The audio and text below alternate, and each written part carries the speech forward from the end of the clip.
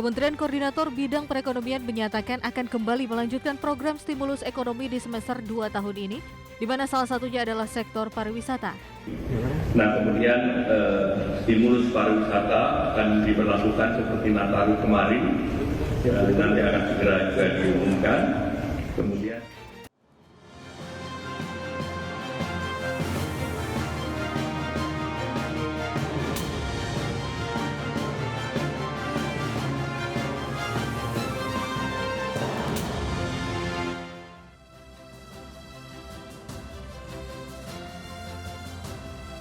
Ya, halo pemirsa, apa kabar Anda hari ini? Langsung dari studio IDX Channel Jakarta, saya Prasetyo Wibowo kembali menyapa Anda dalam Market Review, program yang mengupas isu-isu yang menjadi penggerak ekonomi di Indonesia. Live streaming kami bisa Anda saksikan juga di idxchannel.com dan langsung saja kita mulai Market Review selengkapnya.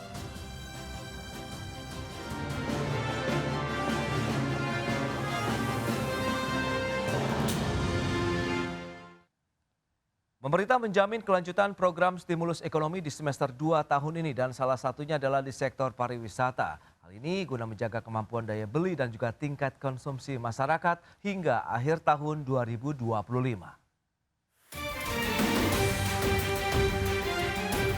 Kementerian Koordinator Bidang Perekonomian menyatakan akan kembali melanjutkan program stimulus ekonomi di semester 2 tahun ini, di mana salah satunya adalah sektor pariwisata.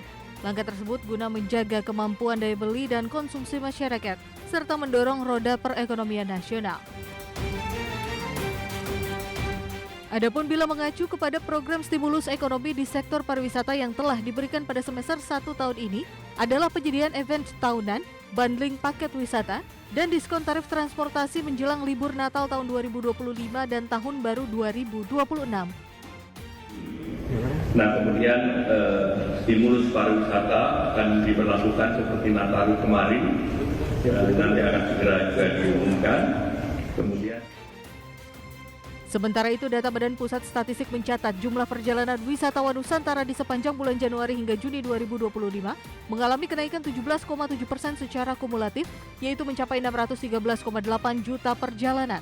Di sisi lain, tingkat penghunian kamar hotel berbintang atau okupansi di bulan Juni 2025 mencapai 49,98% atau naik 1,7% secara bulanan namun turun 4,71% secara tahunan. Berbagai sumber IDX Channel.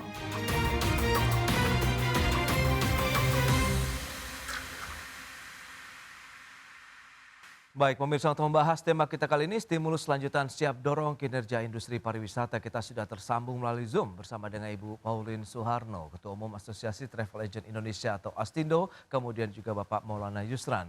Beliau adalah Sekjen Perhimpunan Hotel dan Restoran Indonesia PHRI. Langsung saja kita sapa ini. Halo Bu Pauline, apa kabar? Halo Mas Pras, baik-baik saja. Di tengah goncangan isu saham dan currency yang lagi kalang kabut ya Mas Pras ya. Baik, terima kasih juga atas waktu yang disempatkan. Halo Pak Maulana, apa kabar Pak? Alhamdulillah baik Mas Pras, apa kabar Mas Pras, Bu Pauline? Kabar baik, terima kasih juga atas waktu yang disempatkan. Sebelum membahas lebih jauh, tadi sudah disampaikan begitu terkait dengan stimulus ya ekonomi untuk sektor pariwisata yang akan dilanjutkan sampai dengan akhir tahun 2025. Seperti biasa kita akan review terlebih dahulu. Update dong Bu Pauline, seperti apa sih dari pandangan Astindo ya terkait dengan industri pariwisata, kemudian juga dari sisi travel agentnya sendiri Bu. Terima kasih Mas Pras. Sebetulnya dari sisi travel agent ini kondisinya sudah agak lebih membaik. Di awal semester kedua ketika blokir-blokir sudah dibuka, kita melihat adanya peningkatan dari penjualan travel agent. Di bulan Juli itu sudah on track sebetulnya. Untuk domestiknya naik 77,77% dibandingkan dengan bulan Juli tahun lalu 2024. Lalu untuk dari sisi penjualan internasional sendiri juga sudah naik 76,67% dibandingkan dengan Juli 2024. Nah, dari tren beberapa kali kalau bulan Juli, bulan Agustus ini kan di Astindo ini dan di beberapa di teman-teman travel agent musimnya pameran, ada maskapai mengadakan pameran, Badan Promosi Pariwisata mengadakan pameran, termasuk kami sendiri Astindo pun juga ada Astindo Travel Fair di akhir Agustus yang lalu. Dari report beberapa pameran ini semuanya hasilnya sangat baik, sudah meningkat dibandingkan dengan semester pertama. Dan, di kami pun ketika pameran Astindo Travel Fair 28 sampai 31 Agustus, tanggal 28 Agustus hari pertama, itu sales-nya sangat bagus sekali, meningkat 30% dibandingkan dengan tahun lalu. Lalu di hari kedua juga masih on track walaupun ada demo dan sebagainya, masih naik 13%, tapi begitu di hari ketiga, hari keempat, dengan adanya demonstrasi dan segala macam, kerusuhan, tindakan anarkis, sehingga mengakibatkan masyarakat takut keluar rumah, jadi beberapa pameran kami di beberapa kota ini ada penurunan penjualan. Angkanya di hari ketiga, hari Sabtu itu masih lumayan, cuma minusnya 1 digit, tapi di hari keempat itu sudah minusnya udah 2 digit, Mas Pras, kurang lebih seperti Oke, itu. oke. Nah ini dari hotel dan restoran sendiri Pak Maulana apakah juga mengalami kondisi yang sama atau bagaimana? Atau justru ya ini terkait dengan kondisi saat ini kemudian tekanan ya global kita juga masih tahu lah masih tetap ada. Lantas bagaimana perjalanan hingga semester kedua ini untuk industri hotel dan restoran Pak? Ya, tadi betul yang disampaikan. Memang di bulan Juni awal awal masuk ke semester 2 itu okupansi hotel itu terjadi peningkatan ya. Karena memang pemerintah sudah mulai melakukan kegiatannya. Namun sekali lagi bahwa peningkatan itu tetap masih jauh di bawah kalau kita bandingkan di tahun 2024. Oke, Karena kalau kita perhatikan ini kalau kita lihat per kuartalnya saja itu sebenarnya di, Juli, Agustus, September saja itu kalau kita perhatikan aktivitasnya juga tidak terlalu besar ya, Mas, ya.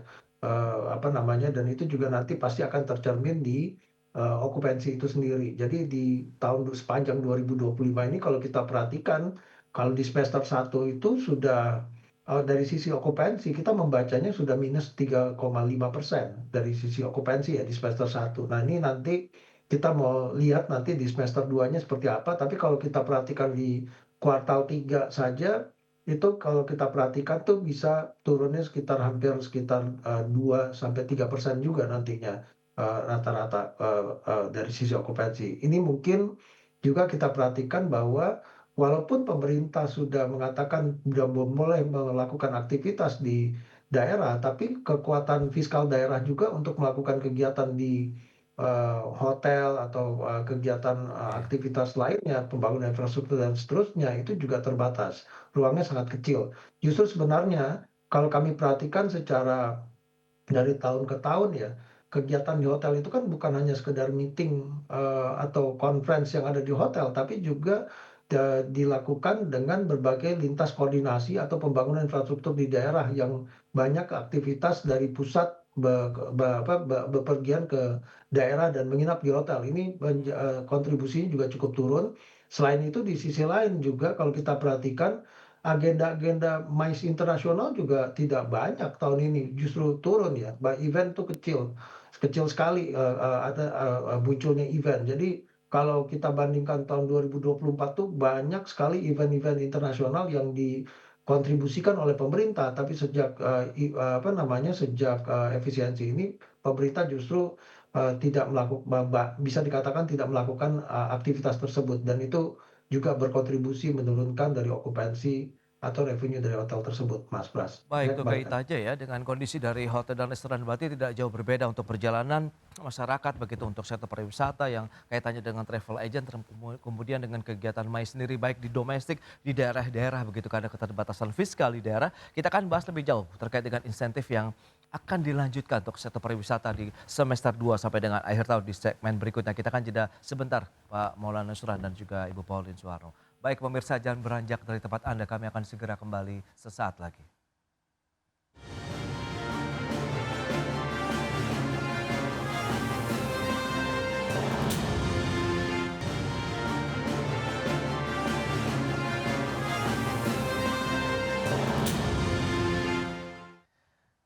Ya, terima kasih Anda masih bergabung bersama kami dalam Market Review. Pemirsa, dan berikut ini kami akan sampaikan sejumlah data terkait dengan jumlah perjalanan wisatawan Nusantara. Kita akan cermati periode Januari sampai dengan Juni 2025 data dari Badan Pusat Statistik.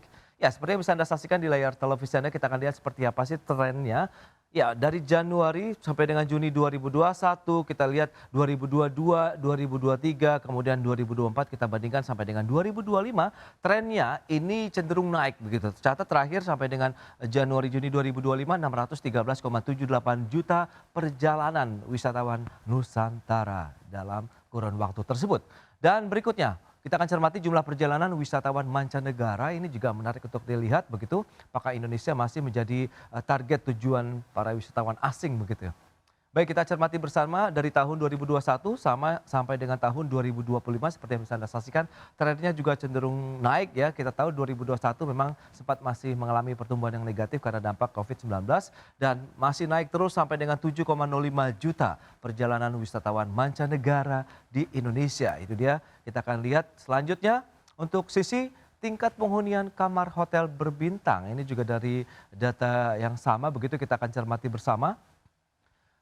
Perbandingannya Juni 2025, 49,98%. Dan kita lihat kalau dilihat dibandingkan dengan bulan sebelumnya atau Mei, 48,28%, berarti ada kenaikan sekitar 1,7% poin begitu secara bulanan. Sementara kalau kita sandingkan dengan Juni 2024 justru mengalami turunan atau ya ini cukup lumayan begitu ya, 7,62% poin year on year untuk pergerakan Juni 2025 sampai dengan Juni 2024 itu perbandingannya. Baik, kita akan lanjutkan kembali data tadi seperti apa sih ya, realnya begitu di lapangan bersama dengan Ibu Pauline Suharno, kemudian juga Bapak Maulana Yusran. Baik, dengan beberapa data tadi yang sudah disampaikan ini, lantas bagaimana, apa yang bisa kita cermati Pak Maulana? Tadi dilihat dari sisi jumlah kunjungan wisatawan Nusantara, wisatawan mancanegara, trennya naik begitu. Tapi ya Anda katakan juga ini masih menjadi tantangan tersendiri untuk industri hotel dan restoran terutama di daerah begitu karena adanya keterbatasan anggaran ataupun secara fiskal di daerah. Nah, ini bagaimana kalau kita lihat korelasi data dengan kondisi real di lapangan, Pak Maulana? Ya, jadi gini, saya ingin bandingkan dulu juga ya. Tadi kan hotel turun ya. Kalau Oke. saya juga perhatikan dari statement dari Asosiasi Inaka, Hmm, itu dari transportasi udara pun sekarang turun antara 10 sampai 15%.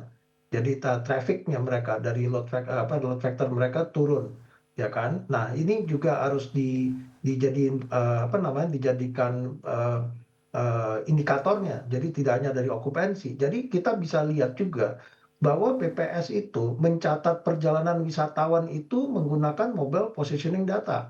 Jadi orang yang bergerak itu yang dicatat itu belum tentu mereka tujuannya traveling. Mereka beraktivitas misalnya dari kita saja di Jakarta ini ke Banten tuh udah dicatat sebagai suatu perjalanan. Jadi tidak tercermin, makanya dia tidak tercermin kepada kondisi dari okupansi atau kita bicara lagi dari penerbangan tadi. oke. Jadi ada beberapa statement yang saya perhatikan di media bahwa penurunan okupansi tidak sebanding dengan peningkatan jumlah perjalanan wisatawan itu karena ada traveler memilih akomodasi alternatif. Saya rasa itu salah ya. Kalau kita bicara akomodasi liar yang tidak sesuai perizinan perundangan, itu sebenarnya sudah terjadi sejak lama. Tapi kita tidak boleh menafikan bahwa sebenarnya yang bergerak dicatat oleh BPS itu bukan serta-merta mereka yang juga menginap di hotel, tapi mereka yang mungkin balik mobile melakukan satu aktivitas di situ. Jadi Oke. tidak sama sekali bisa mencerminkan itu. Nah, itu satu. Yang kedua, kembali lagi bahwa kalau kita mencatat dari sisi akomodasi ataupun penerbangan, itu kita harus melihat bahwa mereka benar-benar melakukan perjalanan untuk memang menginap di destinasi tersebut kan gitu. Nah, ini tentu cerminan yang harus kita lihat itu, yang bisa kita lihat itu adalah dari sisi okupansi hotel, Mas. Nah, itu yang Hmm, bisa saya sampaikan. Nah, kecuali kalau wisatawan mancanegara tadi ya, itu kan karena banyak di Bali mereka masuknya melalui Bali. Itu Bali ini salah satu yang sekarang kita lihat lagi booming masalah akomodasi liar tadi gitu loh. Itu bisa kita masukkan ke dalam kategori itu. Tapi kalau perjalanan bisnis agak sulit kita mengatakan bahwa itu ada akomodasi liar yang berkontribusi di sana. Demikian, hmm. Mas. Baik. Nah, Bu Pauline, lantas bagaimana dengan tren tadi perjalanan wisatawan Nusantara yang naik begitu, kemudian wisatawan mancanegara, tapi Anda katakan ini belum berdampak yang signifikan terkait dengan industri travel agent. Apa yang menjadi triggernya atau penyebabnya begitu, kenapa tidak berdampak langsung begitu terkait dengan industri ini? Iya Mas Pras, kalau tadi melihat angka di BPS sama seperti Pak Maulana Yusran, saya pun juga agak bingung gitu ya, karena teman-teman anggota kami travel agent di daerah ini semuanya teriak-teriak semua minta tolong, udah nyaris seperti waktu masa COVID yang lalu. Kemudian dari perusahaan transportasi juga mereka transport unit-unit kendaraannya itu nganggur gitu Mas Pras. Jadi Oke, mereka banyak sekali bus-bus yang nganggur. Ya, ada beberapa hal, salah satunya study tour juga pastinya, kemudian Wisnus yang memang tidak, menyewa kendaraan high-es, kendaraan, van dan bus itu nganggur di sana. Nah, guide juga tidak ada pekerjaan, tour leader tidak ada pekerjaan, sehingga ini kan berarti, eee, wisatawannya pada kemana nih, menggunakan jasanya siapa gitu kan, kurang lebih. Berarti kan mereka tidak memberikan kalau memang betul angkanya BPS itu tadi Wisnu, Swissman, dan sebagainya naik, nah mereka kemarin menggunakan jasa siapa? Jika tidak menggunakan jasa kami yang legal, berarti mereka menggunakan jasa-jasa ilegal. Salah satunya mungkin seperti itu. Tetapi kembali lagi ke wisatawan Nusantara tadi, saya sepakat dengan Pak Maulana bahwa kekuatan fiskal masyarakat ini memang tidak setinggi biasanya. oke. Jadi, ya masyarakat nggak megang uang gitu, daya beli masyarakatnya memang sedang menurun, yang dibilang rohana, rojali, roh halus dan sebagainya itu Iya, memang fenomena yang terjadi di masyarakat kita sekarang gitu. iya, Karena dengan adanya pengetatan anggaran dari pemerintah terutama untuk ASN, mereka yang biasanya melakukan kegiatan di hotel dan sebagainya, ada tunjangan-tunjangan narasumber, tunjangan kehadiran dan sebagainya. Mereka kan memegang bonus-bonus tunjangan lebih dari oke. kegiatan-kegiatan yang diselenggarakan. Sehingga dengan adanya pengetatan anggaran tersebut, dengan ditiadakannya kegiatan itu, tidak hanya hotel ataupun, travel agent yang terdampak, tapi juga ASN-ASN ini jadi nggak megang uang, nggak kayak zaman dulu mereka bisa lebih boros, Hmm, mereka bisa, weekend oke. staycation ke luar kota. Nah, ini jadi berpengaruh juga ke daya beli si masyarakatnya ini. Oke, dan dengan dilanjutkannya program stimulus ekonomi untuk sektor pariwisata di semester kedua, kemudian kita tahu kemarin ada reshuffle kabinet sendiri, ada Menteri Keuangan begitu yang di reshuffle ataupun diganti. Ada harapan baru nggak sih terkait dengan kebijakan fiskal? Kalau Anda katakan kan tadi memang diharapkan daya beli masyarakat bisa terungkit lagi. Berarti kan memang butuh satu gebrakan baru nih kalau kita bicara mengenai penggunaan anggaran pemerintah untuk bisa mendorong tingkat konsumsi masyarakat begitu. Pak Maulana, mungkin seperti apa nih? Ya, jadi gini Mas Pras ya, kalau kita udah belajar di masa COVID ya, bagaimana pada saat COVID itu memang kondisi kita semuanya dari sisi bisnis itu turun drastis. Tapi Oke. kita dicontohkan di hotel restoran lah. Kami pernah menerima insentif pembalian pajak hotel restoran tahun 2020. Namun kebijakan itu sangat bisa membantu, tapi tidak bisa membantu dalam jangka panjang ya. Nah, pada saat sekarang dengan kondisi pelemahan daya beli sebenarnya kalau kami berharap pemerintah itu juga fokus bagaimana meningkatkan daya beli masyarakat dulu dengan Oke, program-program yang memang tepat sasaran. Karena begini Mas, kita tahu bahwa Indonesia ini nggak sama. Indonesia ini bukan hanya Pulau Jawa Mas. Kalau kita lihat pergerakan Wisnus itu, daerah asal dan daerah tujuan, itu selalu yang terbesar itu selalu di Pulau Jawa. Kenapa? Infrastruktur bagus, kondisi ekonominya juga paling terbaik di Jawa. Tapi kalau kita bandingkan Pulau Sumatera, yang bagian timur di sana, Nusa Tenggara, belum lagi kalau kita bicara Kalimantan atau di Papua, oke. itu mereka kecil pergerakannya. Sehingga Hmm, kalau kita perhatikan di sini, kalau tidak ada program stimulus yang tidak tepat sasaran, tidak menggeliatkan ekonomi daerah, saya nggak yakin itu akan bisa menumbuhkan apa namanya sektor ini di pariwisata yang tadi Bu Pauline bilang ya, bahwa kondisinya memang betul masih sama dengan masa COVID dan satu lagi, beban COVID kita belum hilang, Mas. oke. Makanya Iya, kondisi real dari pariwisata kalau saya gambarkan di sektor industri hotel saja, iya. sekarang kan tenaga kerjanya juga bekerjanya tidak full dalam 1 bulan. Mungkin mereka hanya bekerja cukup 2 minggu saja gitu loh, karena kondisi okupansi tadi yang terlalu rendah. Oke. Kembalikan, Mas. Baik, baik. Nah, dari Bu Pauline sendiri seperti apa harapannya terkait dengan ada reshuffle kabinet, kemudian nanti apakah ada kebijakan baru yang tadi lebih ditekankan kepada daya beli masyarakat? Tapi tahan dulu jawabannya, kita bahas nanti di segmen berikutnya Bu Pauline dan Pak Maulana, kita akan jeda kembali sebentar. Dan pemirsa, kami akan segera kembali sesaat lagi.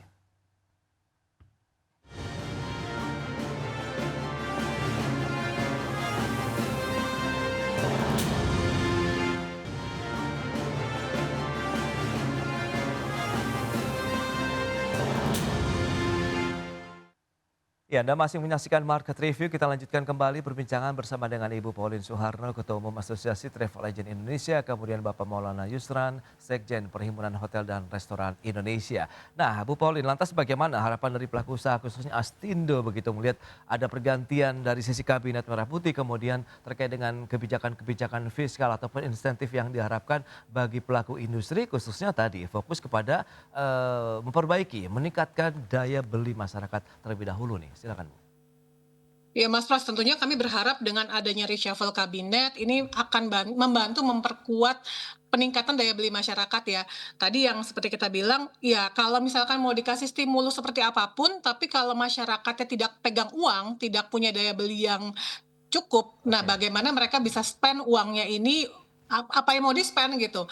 Mau harga tiket diskon semurah mungkin pun, mau harga paket tur diberikan diskon atau diberikan potongan harga, disubsidi oleh pemerintah seberapa besarnya pun, tapi kalau masyarakatnya ini memang tidak pegang uang, jadi ya agak sulit buat kita juga meningkatkan perputaran ekonomi terutama di sektor industri pariwisata.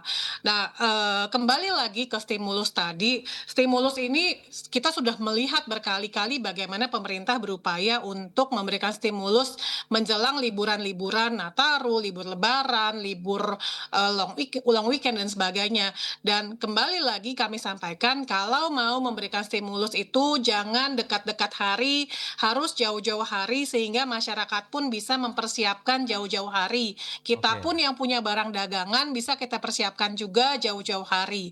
Karena trennya sekarang ini masyarakat sudah teredukasi dengan baik, mereka membeli paket perjalanan, memberi tiket perjalanan itu adalah jauh-jauh hari, mundur 3 minggu sampai bahkan 6 bulan sebelumnya. Jadi seperti contoh di pameran kami di bulan Agustus lalu, itu kita sudah bukan lagi menjual tiket atau menjual paket untuk bulan Desember, Mas Pras.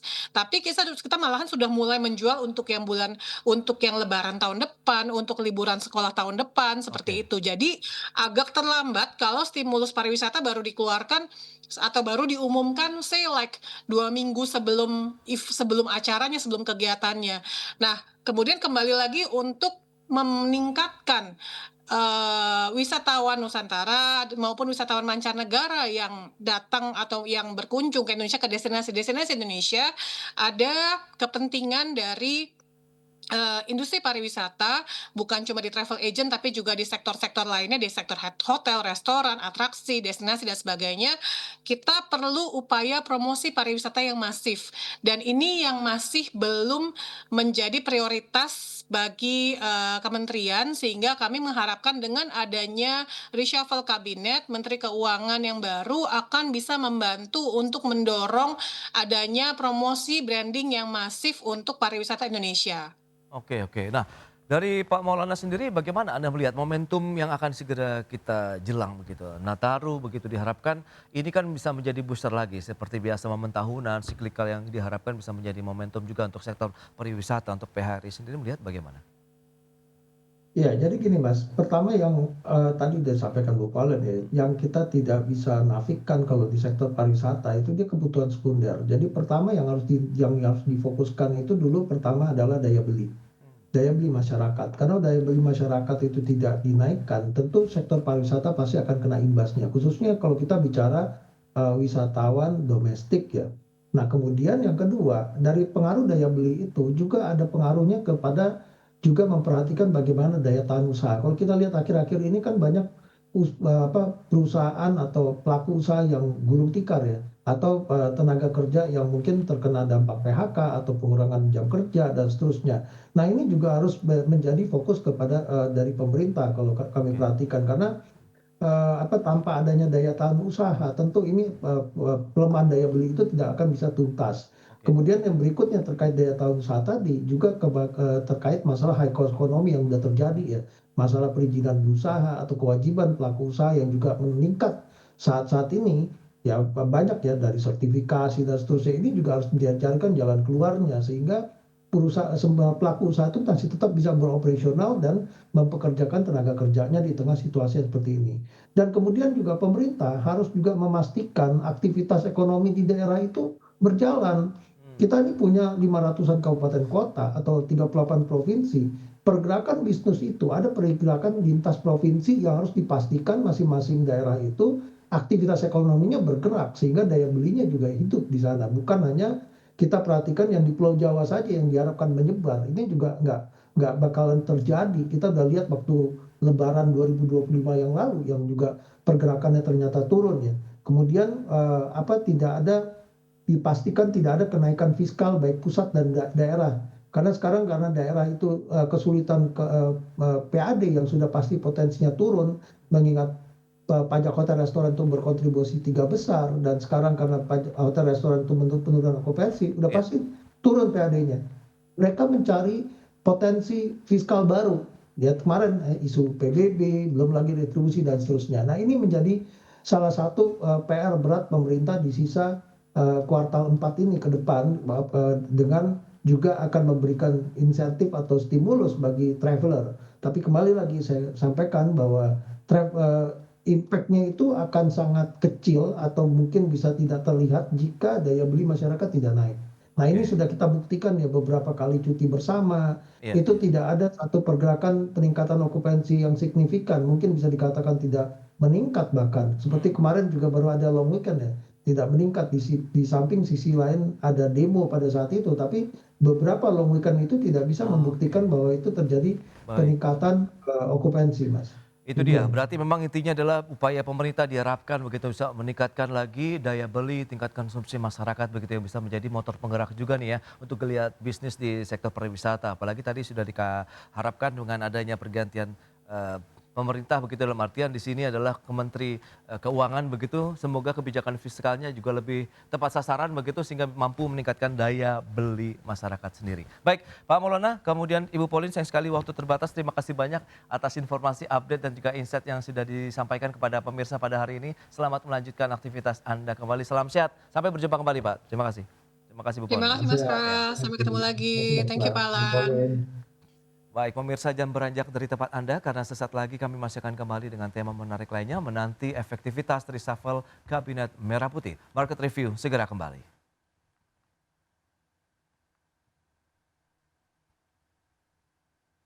8 September 2000